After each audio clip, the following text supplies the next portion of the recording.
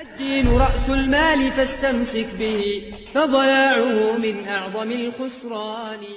إن الحمد لله نحمده ونستعينه ونستغفره ونعوذ بالله من شرور أنفسنا ومن سيئات أعمالنا من يهده الله فلا مضل له ومن يضلل فلا هادي له وأشهد أن لا إله إلا الله وحده لا شريك له وأشهد أن محمدا عبده ورسوله وبعد.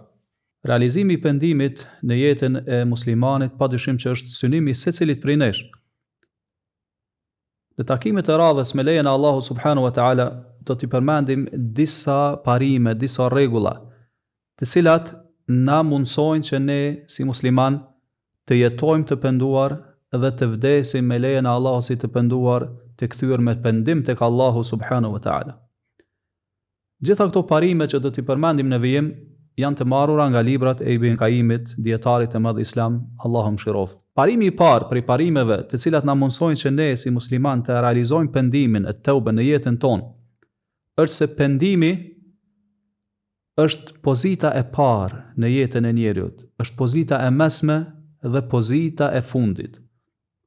Çfarë do thotë kjo? Do thotë ajo çfarë kërkohet prej njeriut, që ai kur dëshiron t'i kthehet Allahu subhanahu wa taala, është që ai të pendohet tek Allahu subhanahu wa taala, të kthehet me zemër tek Allahu subhanahu wa taala dhe të pendohet tek ai. Po ashtu prej njeriut kërkohet që të jetojë jetën e tij si I penduar.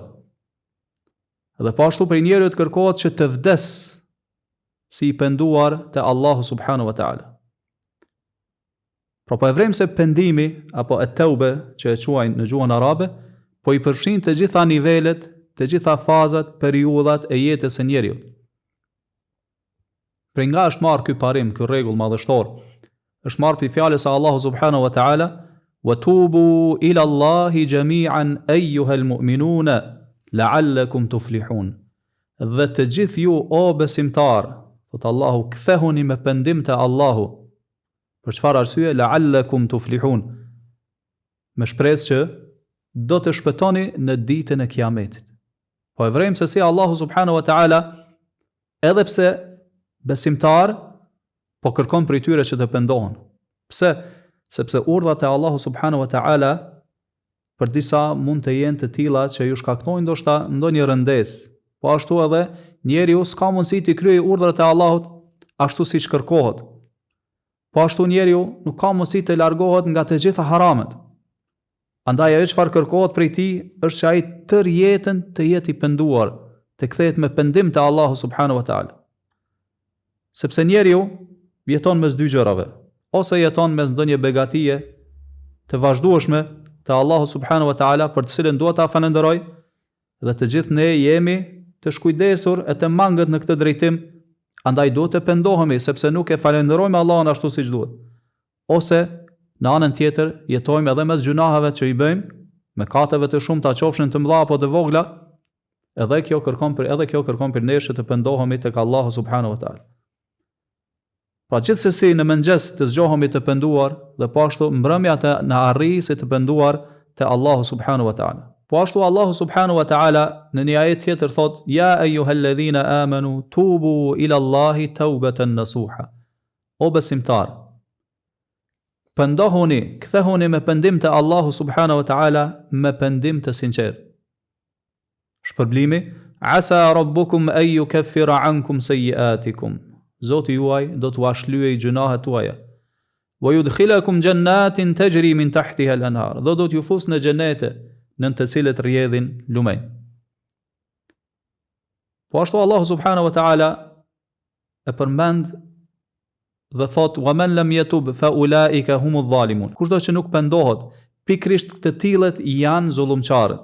Pra Allahu po vrem se I ka dhënë njerëz në dy grupe. Njerëz të penduar dhe njerëz zullumçar që I bën padrejtësi vetes dhe të tjerëve. Nëse shikojmë jetën e pejgamberit sallallahu alaihi wasallam, vrem gjëra të mahnishme në këtë drejtim. Ai vet sallallahu alaihi wasallam, edhe pse ishte njeri që Allahu ja ka falë gjitha gjunat, të gjitha gabimet, të gjitha lëshimet, prap u tregonte shokëve të tij dhe u thoshte se pendohet te Allahu brenda ditës 70 herë. Në disa raste thoshte 100 herë. Madje shokët e tij tregojnë se brenda një ndaje të vetme ja numëronin deri në 100 herë pejgamberi sallallahu alaihi wasallam se si ai kërkonte falje te Allahu dhe kthehej me pendim tek ai. Edhe pse ishte pra profet në gradën e profecisë, i dërguari Allahu sallallahu alaihi wasallam i vepronte gjitha këto. Andaj po e vrejmë se si pendimi qenë ka pozita e parë në jetën e njeriut, pozita e mesme dhe pozita e fundit. Pra njeriu duhet ta jetojë tërë jetën si i penduar te Allahu subhanahu wa taala. Wallahu a'lam wa sallallahu wa sallama ala nabina Muhammad wa ala alihi wa ashabihi ajma'in.